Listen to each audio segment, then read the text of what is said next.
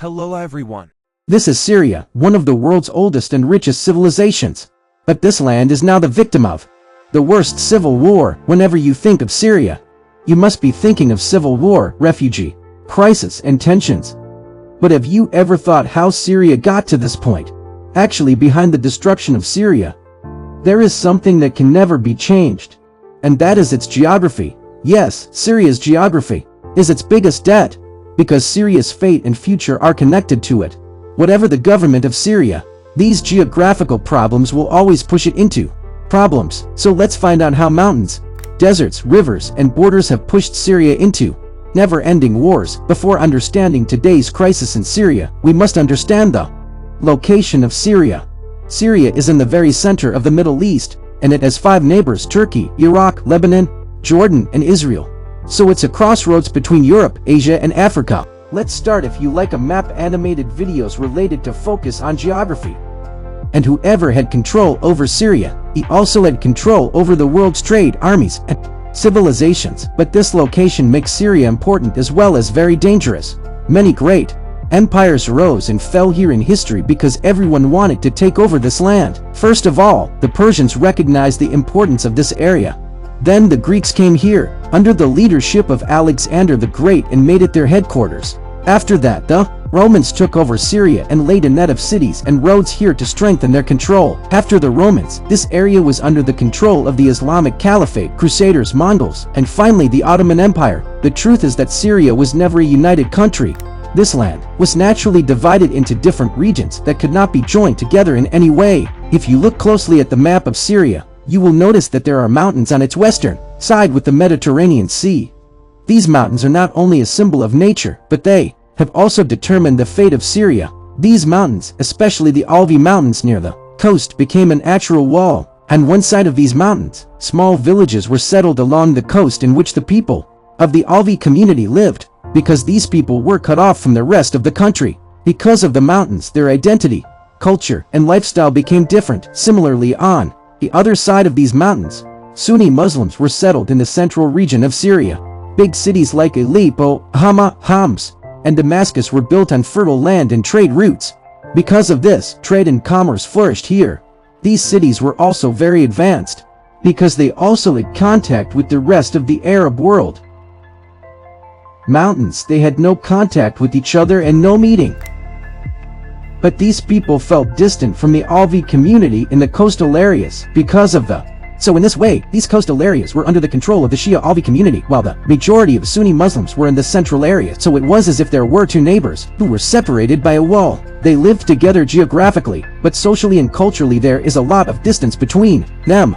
This distance created mistrust, misunderstanding, and suspicion between these 2 groups. Every group considered each other different or dangerous, but these mountains were not the only problem for Syria. In fact, another major reason for its misfortune is water. Water is not just a resource in the Middle East but a lifeline. Most of the people living in Syria are dependent on only one river, and that is the Euphrates River, especially for those who live in eastern and northern Syria. But the problem is that the Euphrates does not come from Syria, but from Turkey, and Turkey decides how much water will reach every country. This means that Syria's agriculture, food, and lifestyle are all at the mercy of Turkey. For years, this river has been a source of tension between Turkey and Syria.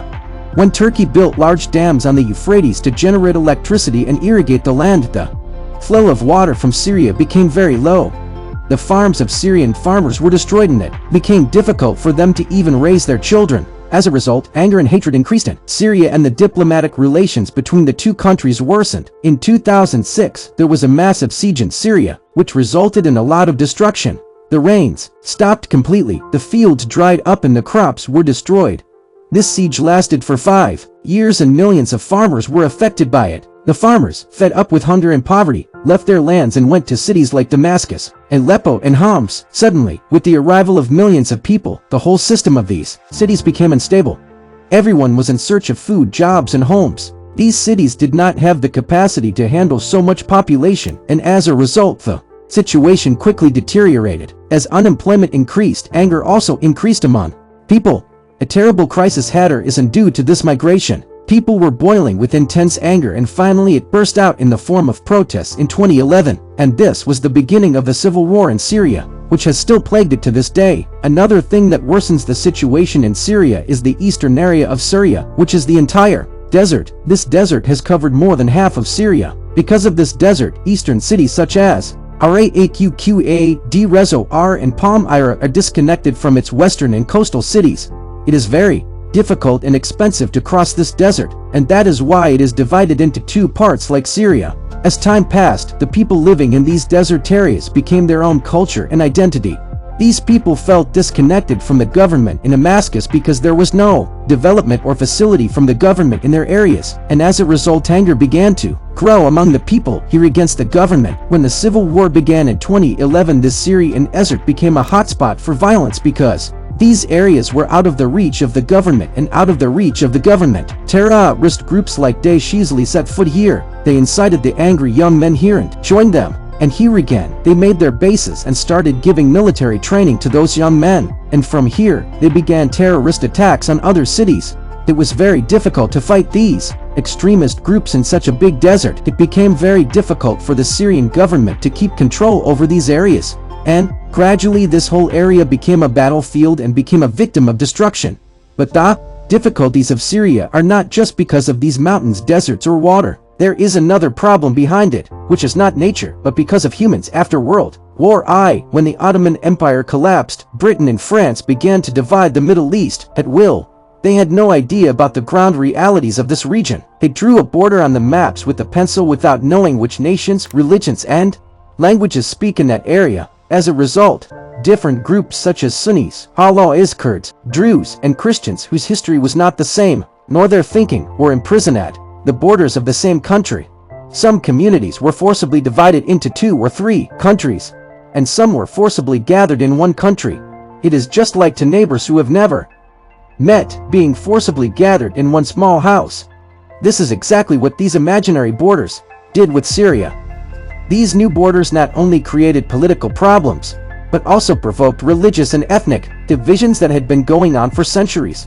Syria became a strange, complex country in which communities such as Sunnis, Alawis, Kurds, Druze, and Christians began to live together. Every community had its own culture, tradition, and setup, and this difference became the cause of tension, and the map of Syria began to look something like this. Western Syria, especially coastal areas, and Alawi Shia live around Latakia. These are not in the number, but since the 1970s, the Syrian government is in their hands. Latakia is considered their home, and many of Syria's military and government leaders were from here. The Assad government's power center was also this coastal area. But then in December 2024, the situation suddenly changed. Ayat Tahrir al-Sham and Turkish-backed fighters captured the Syrian capital Damascus, and Bashar al-Assad and his family had to flee to Russia. Thus, the 50-year rule of the Assad family on Syria and the end of the civil war.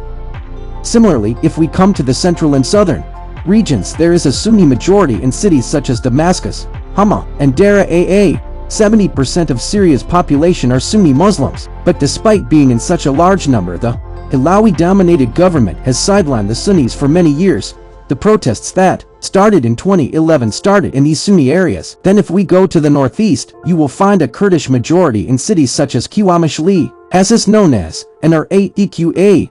These people have been asking for their own identity and freedom for a long time, but the central government has suppressed them. This whole area is rich in oil and agriculture, and that's why it's very important. And during the civil war, the Kurds had also kept their control here. Then in the southwestern part, along the borders of Israel and Jordan, there is a Druze community in the Azawedeh province. This is a small community that was mostly neutral in the civil war, and their focus was only on defending their area.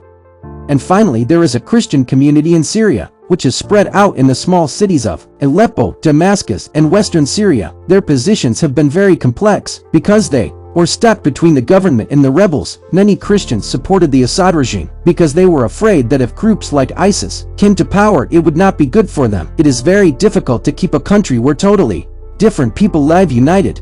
But these divisions are not the problem of Syria. Syria's location and geography had also made it a battleground for global powers. During the civil war, many foreign countries took advantage of the Syrian individuals and started supporting different groups. Russia was supporting Bashar al-Assad because he was seeing a big opportunity. By keeping Assad in power, Russia could protect its naval base near Tartus in the Mediterranean Sea. This base was very valuable to Russia, because through this Russia would get access to the world's shipping routes, because Russia's own northern ports were closed due to snow. By supporting Assad, Russia increased its influence in the Middle East, and also showed the world that it is still a superpower. Iran was also fully supporting Bashar al-Assad, and there were two reasons for this. One was strategic and the other was religious. In fact, most of Assad's government was always Shia, and because Iran is also a Shia Muslim country, he was seeing a friend among all these Sunni countries in the form of Assad. But it's not just about religion. Syria was also a strategic way for Iran to reach Hezbollah in Lebanon. Hezbollah was a Shia group that Iran sent weapons, money, and training through Syria, and that's why Iran supported Assad for both religious and strategic reasons. On the other hand, Saudi Arabia, Qatar, and Turkey were supporting different groups for their benefit. Saudi Arabia was supporting some Sunni groups in Syria, such as Jaish al-Islam and Free Syrian Army. Their goal was to weaken the Shia influence in Iran and bring down Assad's government. Qatar also supported Sunni groups, such as Ar al-Sham. Their goal was also to weaken the Shia influence in Syria and bring down Assad's government. Turkey also supported Sunni groups, including Free Syrian Army and Syrian National Army. Turkey's main objective was also to weaken Assad's government. Iran's influence should be suppressed and the Kurds living in Syria should also be suppressed, so that they do not create problems for Turkey along with the Kurds living in Turkey. Similarly, America and other European countries also got involved in Syria for many reasons. America apparently had the official stance that is only in Syria to fight groups like Daesh, because Daesh had occupied a large part of Syria and Iraq. But at the same time, America was also opposing Assad's government. It was held responsible for the use of arms and chemical weapons against human rights. But the truth is that America did not come to Syria only to fight against Daesh. There were other reasons behind this, and one of them was Israel.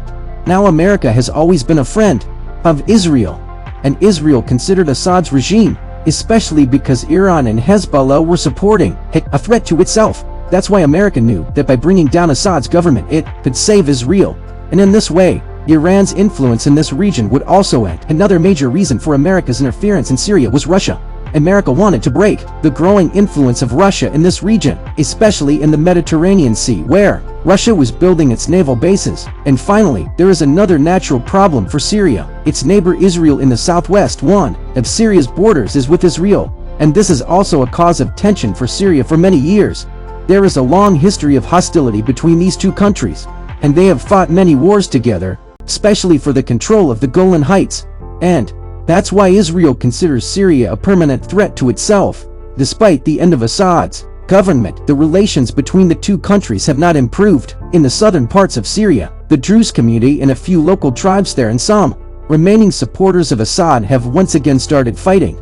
Israel has also started air strikes in these areas, saying that he is protecting the Druze community.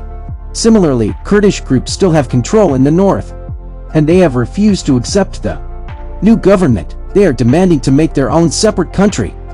Some pro-Assad groups are still active in western Syria. New government under the name of Military Council for the Liberation of Syria. So Syria has, and they are again fighting against the now become such a chessboard where everyone is involved, and everyone is challenging for their own benefit. Shyam's geography has also written the story of his past. There is also a threat to his condition, and there is also a threat to his future, until the world leaders do not understand that there is also a hand of geography along with politics behind the problems of Syria. Until then, the conditions of Syria cannot get better. See you in the next video with another interesting topic. Take care of yourself. Allah Hafiz.